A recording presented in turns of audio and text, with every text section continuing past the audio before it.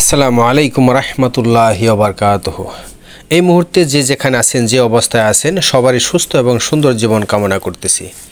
প্রিয় ভাই ও বোনেরা, আমার ভিডিওর মাধ্যমে যে লাল মাটিগুলো দেখতেছেন সুসজ্জিত গচ্ছিত অবস্থায় আছে, এই লাল মাটি কোনো সাধারণ মাটি নয় রে ভাই। এ মাটি একটি ঘর নির্মাণের জন্য, একটি ঘরের ছাদ তৈরি করার জন্য কিন্তু এখানে সুগচ্ছিত সুন্দরভাবে রাখা হয়েছে। এই ঘরটি এমন একটি ঘর যে ঘরের ছাদ আমার আর আপনার জন্য অপেক্ষমান সবসময় সর্বক্ষণ। তাই প্রিয় ভাই আমার, আজকে যে কথাগুলো বলবো হৃদয়ের গভীর থেকে বলবো।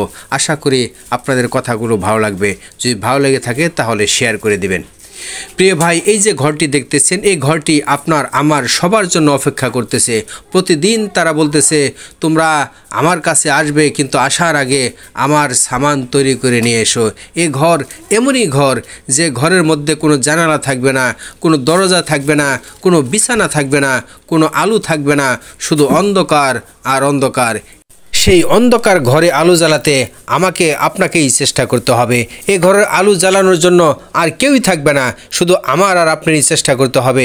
সেই চেষ্টাটা হলো দিনের কাজ, দিনের রাসূল পাক সাল্লাল্লাহু আলাইহি ওয়াসাল্লামের তরিকা অনুযায়ী চলা।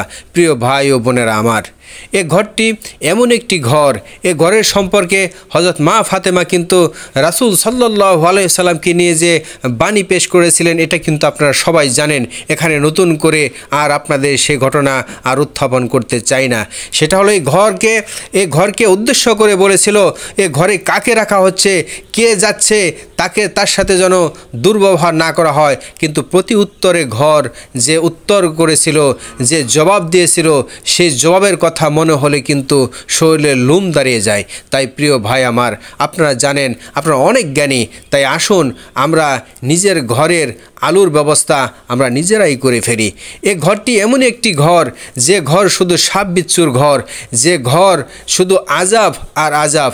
আর আমল যদি ভালো থাকে তাহলে সুখ আর সুখ, কিন্তু আমল যদি ভালো না থাকে এর চেয়ে ভয়াবহতা আর কোনো কিছু হতে পারে না। রাসূল পাক সাল্লাল্লাহু আলাইহি ওয়াসাল্লাম এই কবরের আজাবকে নিয়ে কিন্তু উনি চূড়ান্ত পর্যায়ে কথা বলেছেন, সেটাও কিন্তু আপনারা জানেন। তাই এই ঘর কোনো মামুলি ঘর নয়। এই ঘরের সামান তৈরি করার জন্য অবশ্যই সদা সচেষ্ট থাকা উচিত। আগামীকালকে কিন্তু রোজা, সেই রোজার আগে আজকে আপনাদের এই ব্যথা নিয়ে কিছু কথা আপনাদের সাথে বলতে চাই।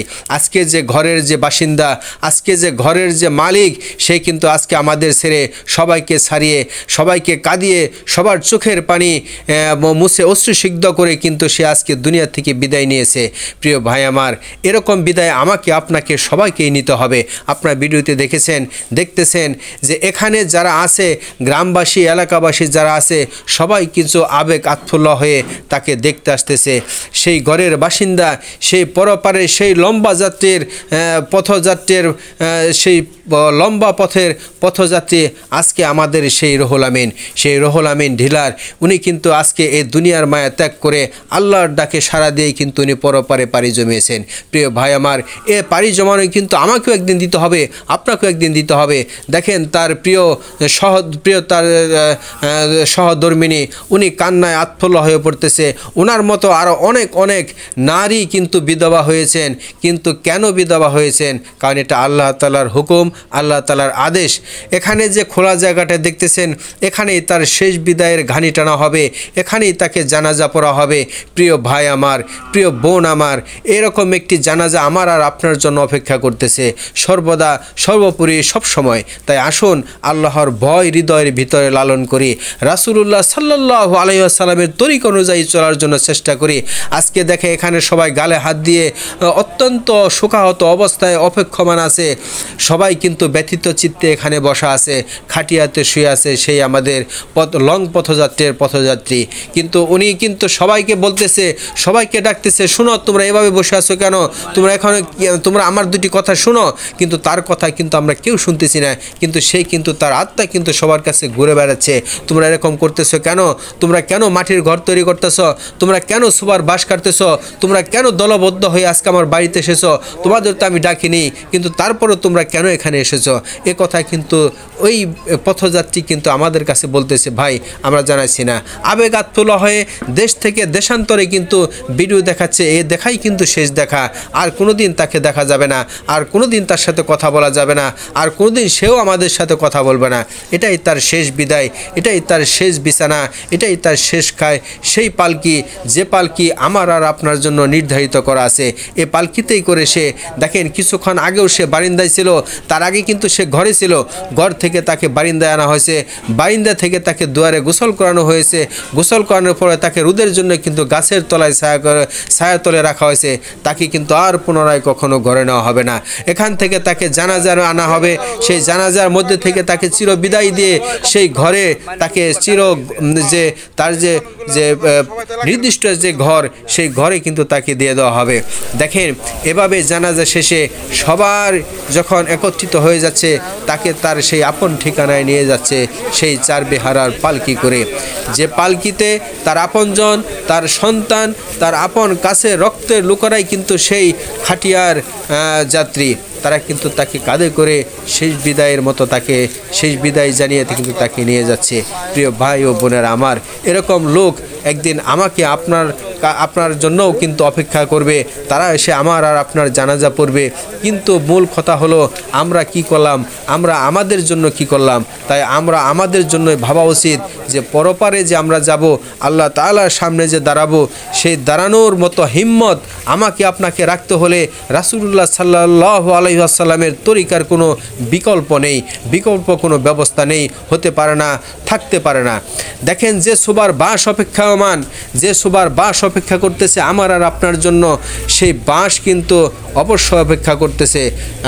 তাই যে যতই গর্ব, অহংকার এবং আধিপত্য নিয়ে আমরা থাকি না কেন, কোনো লাভ নাই রে ভাই। দেখেন এভাবেই হাতে হাতে করে এগিয়ে যাচ্ছে তার সেই ঘরের যে ছাদের যে রড, সেই বাঁশ তার সেই বিছানা, হাতে হাতে করে গুটি গুটি পায়ে কিন্তু এগিয়ে যাচ্ছে। এভাবেই কিন্তু চলে আসতেছে যুগ থেকে যুগান্তর পর্যন্ত। কিন্তু আমরা অনুধাবন করি না, আমরা কিছু মনে করি না, আমরা শুধু মনে করি মানুষ মারা গেছে, জানাজা দেব, তাকে মাটি দিয়ে ফেলে সব কিছু শেষ। না, এটাই হলো তার প্রথম ঘাঁটি। এখান থেকেই শুরু করে তার কিয়ামত পর্যন্ত, আল্লাহ তাআলার বিচার পর্যন্ত কিন্তু তাকে অপেক্ষা করতে হবে সেই কবরে। সেই কবর যদি আপনার আর আমার আমল যদি ভালো হয়, তাহলে কবর খুবই ভালো। আর আমার আর আপনার আমল যদি ভালো না হয়, তাহলে কিন্তু দুঃখের কোনো সীমা নেই, অপরিসীম দুঃখ, যন্ত্রণা এবং আযাব কিন্তু অপেক্ষমান। তাই প্রিয় ভাই আমার, যদিওটি এই ভিডিওগুলো দেখানো উচিত নয়, সবাই আবেগ আত্মুল্ল হয়ে থাকে, শেষ পর্যন্ত আমি আপনার গাজীপুর এক্সট্রা নিউজের পক্ষ থেকে তার যে 3টি সন্তান আছে, তার স্ত্রী আছে, তার ভাই আছে, দেখেন সন্তানরা আবেগ আত্মুল্ল হয়ে কান্নায় ভেঙে পড়তেছে। আল্লাহ মেহেরবান, আল্লাহ রাব্বুল আলামিন তাদের এই দুঃখ এবং কষ্ট সইবার মতো তৌফিক দান করুক। আল্লাহ তাআলা তাদের সেই সঠিক বুঝদানি দান করে। সেই সাথে আরেকটি কথা আপনাদের জানাতে চাই, বাবার কাঁধে সন্তানের লাশ, এটা যে কত বড় কষ্টের, কত বড় যন্ত্রণার, এটা শুধু ওই বাবাই জানে যে বাবা তার সন্তানকে হারিয়ে তার কাঁধে সন্তানের লাশ কবর পর্যন্ত পৌঁছে নিয়ে যায়। প্রিয় ভাই ও বোনেরা আমার, আল্লাহ তাআলার ইচ্ছা তাকে না নিয়ে তার সন্তানকে নিয়েছে। বৃদ্ধ অবস্থায় তার সন্তানকে কাঁধে করে এনে কবর পর্যন্ত পৌঁছানো অনেক কষ্ট এবং বেদনার। আল্লাহ তাআলা তাকে সেই সঠিক বুঝ দান করুক এবং আল্লাহ তাআলা যেন তাকে সবর এখতিয়ার দান করেন। প্রিয় ভাই আমার, সেই সাথে রুহুল আমিনের আত্মার মাগফিরাত কামনা করতেছি। আল্লাহ রাব্বুল আলামিন তাকে যেন সমস্ত গুনাহ খাতা মাফ করে দিয়ে সর্বোচ্চ মাকাম জান্নাতুল ফিরদৌস নসিব করেন। আমিন।